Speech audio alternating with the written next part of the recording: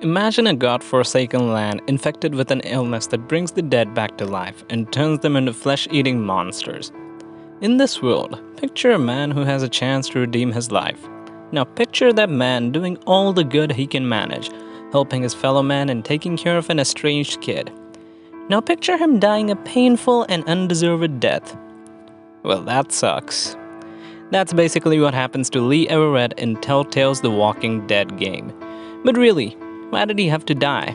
Why was Lee given a second chance in the first place only to be betrayed of it later on? Why was he ever exposed to that last ray of hope, only to end up in the darkness? So load up your crossbows and wrap those baseball bats in some barbed wire, because today, we are gonna dive into the zombie apocalypse and explore the reasons for why was Lee Everett doomed to die.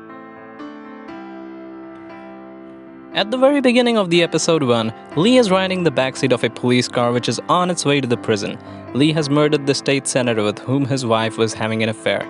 It is something that Lee has done in a fit of rage. Because of this, his family erases all his contact with him, so basically, Lee is abandoned. And just when he is about to spend the rest of his life in jail, the zombie virus happens and gives him another chance. The beginning of the apocalypse and his encounter with Clementine give him something to live for, something to fight for. It is a new day for Lee. But as Lee stumbles upon his family who'd gotten infected and turned into zombies, his desperation to protect Clementine becomes more intense, because he clearly doesn't want to see her become one of those things. But as the narrative progresses, we see Clementine's need to reunite with her parents become more intense as well, and she ends up running off to find them on her own, in turn abandoning Lee. Then there's Carly, who is firmly loyal towards Lee, and her affection for him reaches to an almost romantic limit. But that only ends with Lily killing Carly in an episode of her own rage, depriving Lee of exploring the possibility of finding love. So what does all of that tell you about redemption? Is it just Lee's hopefulness that attracts all the good things towards him, but maybe it is quite useless because the judgment on him has already been passed, and he will just have to pay for what he has done before the apocalypse began?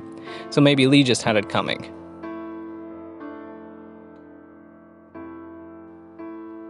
This might seem a bit heavy-handed, but really, what can you even do when the world around you is ending quite literally?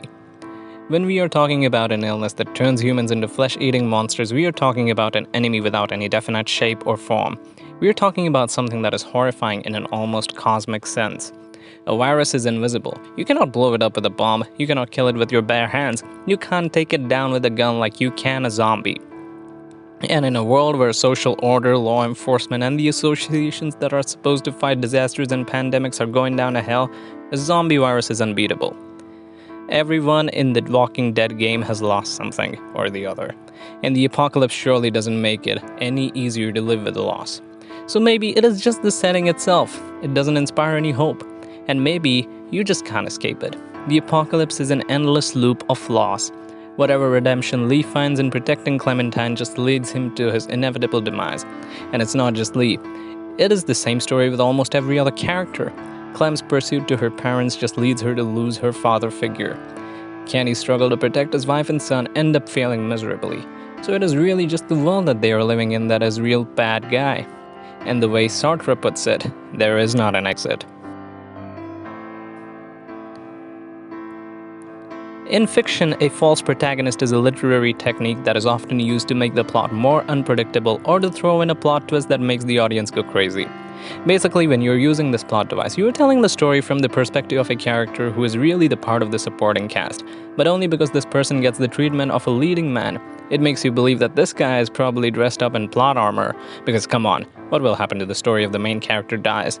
And actually, that's the whole point of creating a false protagonist. It is all about being unpredictable. It is heart-wrenching to see the person we had connected to and cared for so deeply just die. Remember how people reacted when Ned Stark was beheaded? And it is obviously sad to see Lee die so miserably. So, that was the list, everyone. What did you think of our theories on the topic? Tell us in the comments about your own speculation about why Lee's death was inevitable.